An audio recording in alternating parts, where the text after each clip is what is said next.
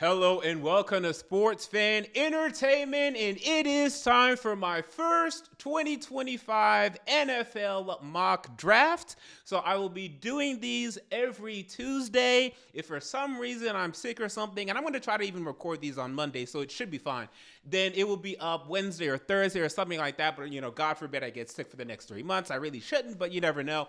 So every Tuesday night, you can expect a new and updated mock draft. Usually they will be one round, especially this early. I'm only going to do one round. And then for now, I'm not doing trades yet. As we get into probably my first mock with trades will be in February, if not at least March, when I get a more feel of what, because teams, they still have to go through free agency. I have to really see what holes teams still have after free agency before I really feel comfortable doing trades, especially right now as we don't know what the Titans are going to do. We don't know what the Browns are going to do. We don't know what the Giants are going to do, the Raiders, the Cowboys.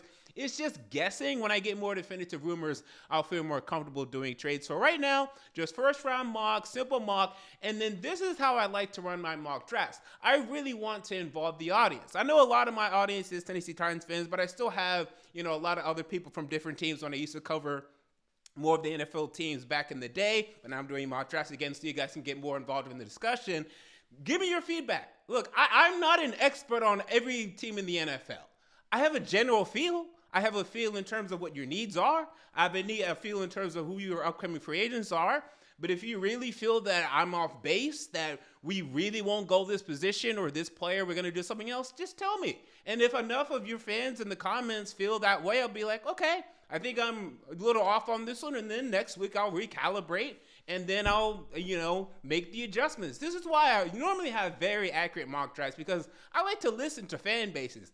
Sometimes fan bases have a better feel. For instance, if you ask a lot of fan bases about us, they'll be like, well, the Titans tight ends aren't very good. They're going to draft a tight end. Whereas if you would ask me, a Titans fan, I will tell you, well, Callahan doesn't use tight ends. So, of course, we're not going to draft Brock Bowers last year because he doesn't want a Brock Bowers. He doesn't use tight ends. So it doesn't even matter, right? So sometimes things get lost in communication. So I think it's good that we collaborate when it comes to these things. So without further ado, here is my first mock draft. So today, I'm only really going to discuss the top 10 picks in detail here. We can go through the rest of the picks. You can see them. They're listed on the screen. If you have any comments, comment down below. I'll reply to some comments. And then as we get through the weeks, I'll talk about all 32 teams individually in terms of what I think they want and all that. But today, just going to focus on the top 10 pretty much. So number one, yes, indeed. I have the Tennessee Titans staying at number one and selecting Shedeur Sanders, quarterback out of Colorado. Now, I do believe, and there was a poll that was done recently, and I think this was, I think it was either scouts or just like front office people in general, but they were trying to decide who was the number one quarterback in the draft. And the latest poll, 11 votes for Sanders, 9 votes for Ward. I'm hearing more and more people voting for Cameron Ward and saying that he is quarterback number one.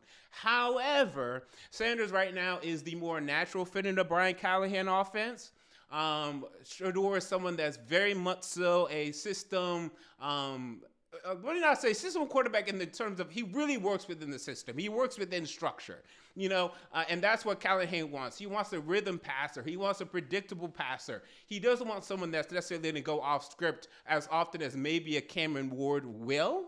So I think that's a more natural fit. But if they fall in love with Ward's physical traits where he does have an advantage over Shedeur, it could easily be Cameron Ward here. But for right now, I feel more comfortable saying Shedeur. It could be Ward, though. And then it could be neither. If they don't fall in love with either, it could be neither. They could trade down. We don't know yet. But for right now, I think Shedeur is the fit. It's the most natural thing. It's the most obvious thing to me right now. So that's what I'm mocking for my first mock. We have Cam Ward going number 2 to the Browns. And this is what the Browns want. Because I honestly do believe Shedeur will avoid Cleveland. I think Shedeur and Deion Sanders will avoid Cleveland. They've hinted at this in subtle ways. They have not said that about Tennessee. In fact, and most recently, I think he was on a podcast even last week. Deion was saying he loves Nashville, great city. He had nothing but good things to say about Tennessee.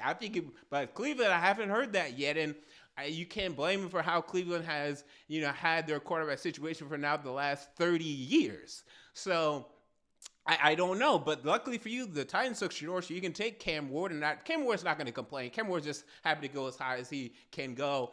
And now this is unfortunate now for the Giants. So the Giants, you miss out on both quarterbacks. Unfortunate for you. So I have you guys taking Travis Hunter. I know Abdul Carter is possible here, but with Brian Burns and Kayvon Thibodeau, it seems a little superfluous. You might like Abdul Carter in terms of an edge being more valuable than a cornerback slash wide receiver, and I understand that.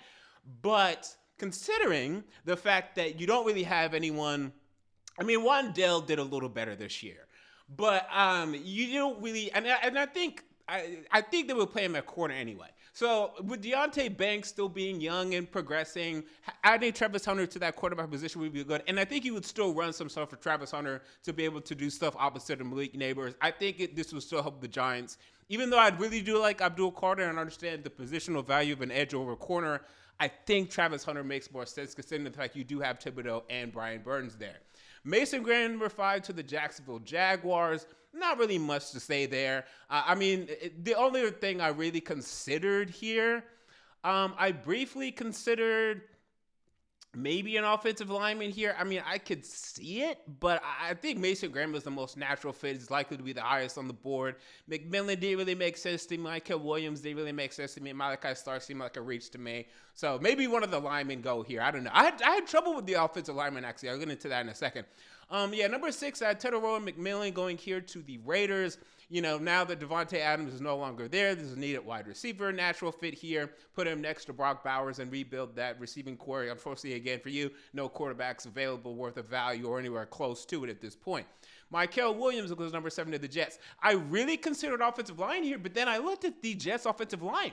And then remember, Olu Fashanu didn't even start this year. I mean, he ended up starting a couple games due to injuries and whatnot, but you're expecting Olu Fashanu to step up and then take one of those tackle positions, whether it be left or right.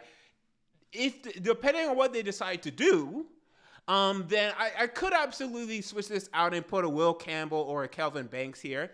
For right now, I don't know. I don't think Tyron Smith or Morgan Moses will be back. So I might do that for next mock. But for this mock, I actually felt Michael Williams made a little bit more sense, so I went with that there. Maybe next mock, I'll switch back and go to one of the guards, or one of the tackles, or one of the offensive linemen. I guess it depends how you view Will Campbell. But right now, it's a weird situation because, I mean, you took Joe Tippmann at center. He's pretty good. Elijah Vera Tucker, when he's healthy, is good. And then, it's just a question of what that offensive line is going to look like. And we're still waiting for Sean to really solidify himself as a starter. So it's just, are we going to add another offensive lineman to this? I don't know. Malachi Starks going 8 to the Panthers here.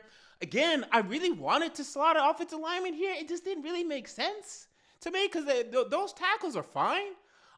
So I just went Malachi Starks here. They do have a need of safety. You know, Jeremy Chin didn't really work out. Now he's off, playing better for the Commanders, actually. And there is now a void of safety to me. So Malachi Starks made sense. And this is about the range where he's going.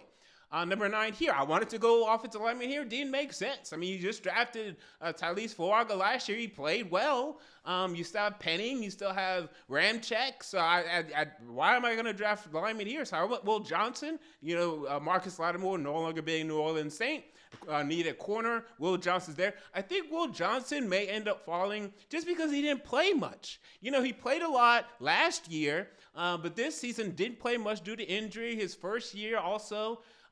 Just getting acclimated being a freshman. So I don't really know what Will Johnson's stock is actually going to be. I mean, I see him being ranked 5th, 6th, 7th on big boards, but I mean, with the injuries and just not putting enough on tape, I don't know how true that is. When he's on the field, he plays really well. He's a really good cover corner.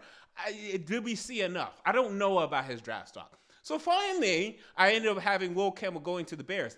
The funny thing about the Bears is, okay, so you have your tackles. You have Braxton Jones and Darnell Wright.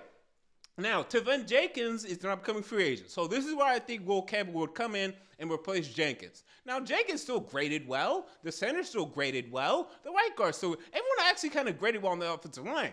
However, Caleb Williams still was sacked 68 times. Now, a large part of that was due to Caleb Williams. Okay? A large part of that was due to Caleb Williams and what he was doing, holding on to the ball way too long, taking too many sacks. So I think Tevin Jenkins moves on free agency, goes get paid. Will Campbell will then step in and fill in that slot at the left guard position. That makes sense to me. Is that going to fix the 68 sacks? I mean, it's going to be hard to get sacked 68 times again. That's the third most sacks ever. Okay? It's going to be hard to get sacked that much again, so I'm sure it'll go down. But they're going to have to figure that out because 68 sacks is ridiculous, and that includes him. Right? And there was a huge concern for him coming out. He had like a 3.24 time to throw. Now, coming out last year out of USC, way too high, and you saw it translate to him being sacked way too much, stalling drives, killing drives at the next level, something that he needs to fix. And just real quick, some things that some people might find controversial. You know, again, I actually ended up having Kelvin Banks fall to like number 17 here. And again, 49ers don't need a tackle to me. Cowboys don't need a tackle to me. They just took one. Dolphins don't need a tackle to me. Colts don't need a tackle to me. Falcons don't need a tackle to me. Cardinals don't need a tackle to me. So I ended up falling to 17. I don't know what because Kelvin Banks is better than 17. And maybe someone's just going to take it just because he's way more talented than 17th pick in the draft.